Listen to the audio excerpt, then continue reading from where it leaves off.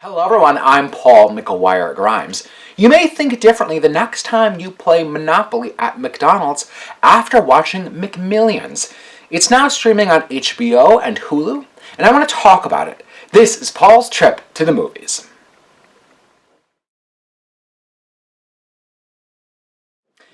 If you ever played McDonald's Monopoly back in the day, the chances of winning the $1 million prizes were slim to none, as game pieces were distributed throughout 37,000 restaurants in about 120 countries throughout the world.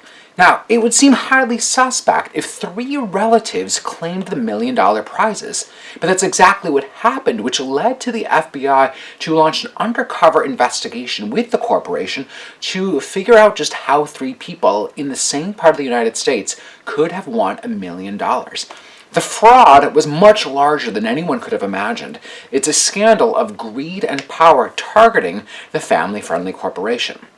McMillions is a 6-episode docu-series from HBO Documentary Films written and directed by James Lee Hernandez and Brian Lazart.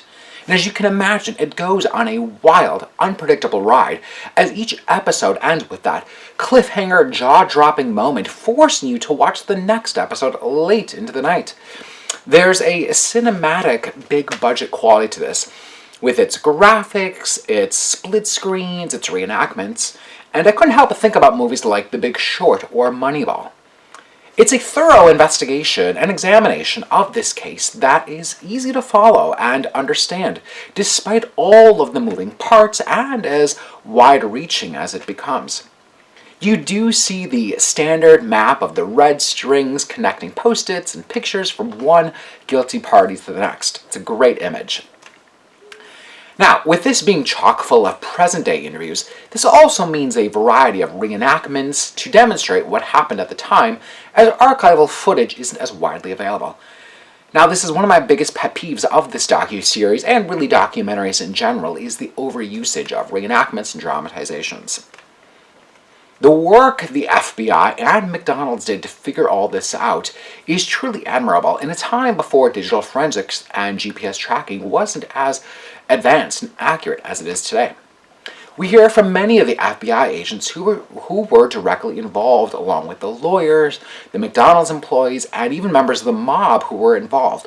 Yes, you did hear that correctly.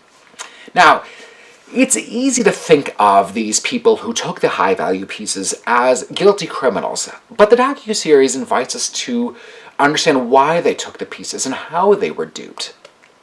Some of the victims were good people who made bad decisions, as human nature can get the best of us in desperate times. It's also a reminder that greed, power, and getting away with things sometimes drives people to do horrible things. Now, there's a payoff at the end, but you can't help but feel sad for all of the victims that we see along the way, like the McDonald's patrons and their workers, and the vast web of lives that were ruined in the process. Now, you don't have to be a McDonald's patron to be riveted and troubled by this story. I'm giving McMillions 4.5 out of 5 ticket stubs. If you like my review today, click subscribe on my YouTube channel. I have some new reviews of other streaming docu-series like Tiger King.